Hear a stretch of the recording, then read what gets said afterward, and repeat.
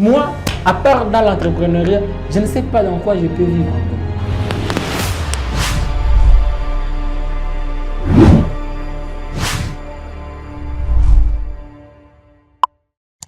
Alors, vous savez comment moi je me suis lancé? Je vais m'efforcer de faire en sorte que ça prenne 10 minutes. J'étais d'abord pompiste à la station Gérisson. Là, on volait beaucoup d'argent. Oh, mon boss, il va voir cette vidéo. Alors, l'argent qu'on volait a permis à ce que je connaisse le monde d'ambiance. Les boîtes de nuit, les bars, les trucs comme ça, moi, ça a été ma chose. Alors que j'étais très jeune. Alors, tout l'argent que j'ai gagné, ça finissait là-bas et j'ai pensé que j'étais en train de gagner en relation. Parce que tous les jazzeurs d'ici devenaient mes amis. Je peux appeler n'importe quel boss, tout égal aller au Wapi, on part à Moussienene, on consomme des chèvres là-bas. Et puis un jour comme ça, j'ai eu un manquant et j'étais incapable de payer ça. On m'a mis dehors. Après quelques jours, dans les mêmes ambiances et aventures, j'ai eu une grossesse. Et ça n'a pas de pardon. Mais je ne devrais pas fuir. Il faut que j'assume. Et en assumant, je me suis dit, je peux être manutentionnaire à la Brasimba. Les manutentionnaires, on ne va leur bébé, les a bloqués. Donc, quand ils vont dire, et puis on nous donnait $3 par jour. Je me suis dit, mais $90 le mois, c'est quelque chose. Attends, je vais là-bas. Malheureusement, Moulian Ngoubasiko, très faiblard, après 2 semaines comme ça, je me dis, ah non, je ne saurais pas. Je ne saurais pas. Quand je voulais juste me décourager, j'ai vu une offre comme ça de Top Sig, les histoires de gardiennage. J'ai fait le test et là-bas, il fallait 6 mois pour commencer à être payé. J'ai fait 3 mois de formation sèche. Et après 3 mois de formation sèche, nous avons fait 3 mois de probation. Donc on nous donnait la moitié du salaire, $50. Juste après mon 3e mois, notre contrat avec la Brasimba a coupé. Et du coup, nous les nouveaux, on n'avait plus de place. On nous a mis dehors. J'avais une grossesse que je devrais entretenir. J'ai cherché partout à Beni, je n'ai pas trouvé de boulot pendant un mois. Je me suis dit non, je reviens à Butembo. Arrivé à Butembo, 2 semaines, pas de boulot. Heureusement, on m'appelle, on dit il y a encore un poste ici à Beni, tu peux revenir. J'entre encore comme Top Sig.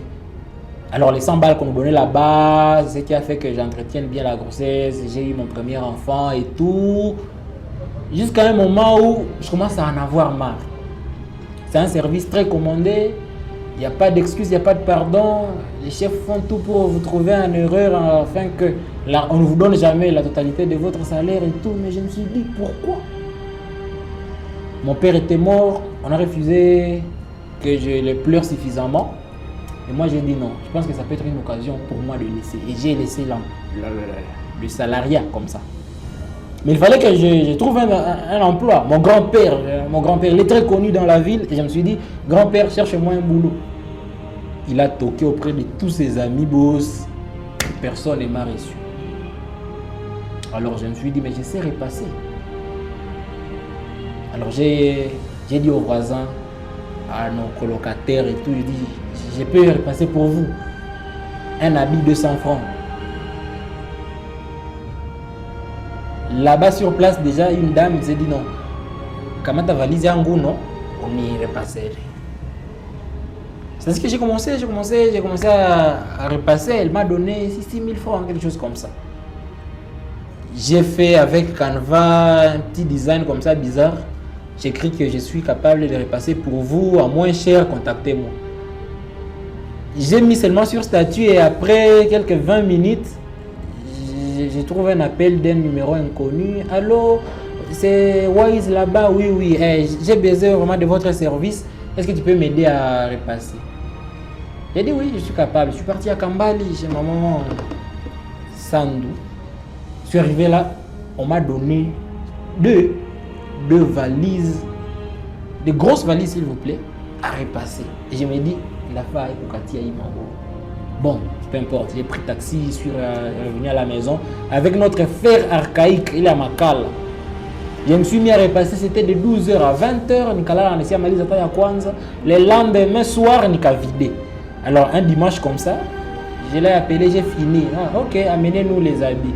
Je suis allé là-bas, je lui ai présenté les 2 valises. Elle m'a donné $15. Et à l'époque, parce que je venais de galérer longtemps, j'ai vu que c'était beaucoup d'argent. Parce que je n'avais plus de boulot. Et du coup, je me demandais, bon, comment je vais continuer à avoir l'argent. Mais les $15, j'ai acheté un fer à repasser. Parce que j'ai vu combien je souffrais avec les Yamakala. J'ai acheté un fer ici chez Palos. Et j'ai multiplié les postes. Et je repasse. Oh, The Wise, service de repassage. J'ai commencé comme ça à repasser pour beaucoup de monde. Et puis à un moment, j'ai commencé à constater que je ne repasse plus. Les gens ne m'appellent plus. Alors, quand j'appelle, j'ai dit, mais finalement, pourquoi vous ne m'appelez plus? On vient me dire que, ah, Mango zinachafuka, tu as zifula. Je dis, ah bon? Alors là, j'ai fait comment?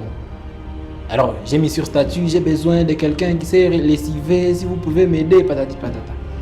Et j'ai trouvé une fille, et je me suis dit, j'ai appelé les mêmes personnes. Vous disiez que les habits sont sales? Oui, je peux lessiver pour vous. Elle dit, ah bon? On va faire comment? J'ai dit 500 francs par habit. Ah, il quoi cher? Bon, des discussions. Beaucoup de gens ont accepté. Je suis parti prendre des habits. La dame lessivait, moi je repasse et la facture devient double. Donc on me paye pour le lessivage ainsi que pour le repassage. Alors après quelques temps, j'ai commencé à trouver ça normal. Après un mois, bon, je ne manquais jamais d'habits à lessiver, jamais d'habits à repasser. Mais il y avait des habits que je ne pouvais pas lessiver à la main. Et des habits qui demandaient beaucoup de formation pour leur traitement, comme les basins, les voiles, les vestes chères là. Je me disais, alors là, j'ai fait comment? Alors, je suis parti là-bas vers Rukin. J'ai négocié un contrat avec une maison de lavage à sec. J'ai commencé tous les habits qui sont à laver à la machine. Je disais que je suis en train de le faire. On me les donne, je pars là-bas.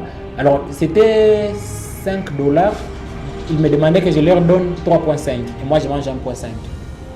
Et puis, bizarrement, presque 10 habits comme ça par jour, on me donnait. Et moi, je reste avec $15. Mais eux, je leur donne 30. J'ai dit, mais ça, c'est beaucoup. Je me suis discipliné pendant 1 mois et demi, comme ça, 2 mois. J'ai réuni $450. J'ai acheté une machine. L'histoire a continué jusqu'à ce que j'ai créé une agence de laverie et de nettoyage. C'est la toute première entreprise par laquelle je me suis lancé dans l'entrepreneuriat. Et alors, partout là où je toquais, parce que je me réveillais à 5 heures, je pars, je toque, je cherche, je dis aux gens que je suis en train de faire tel autre service. J'étais en train de gagner des contacts. Et ces contacts m'ont permis aujourd'hui d'avoir Calibo International, d'avoir Omniserve SARL. Dans toute mon histoire, vous n'attendrez jamais que je me suis mis d'abord à étudier les terrains de Butembo, à étudier les terrains de Kinshasa ou à étudier les terrains d'Isiro ou de celui de Goma.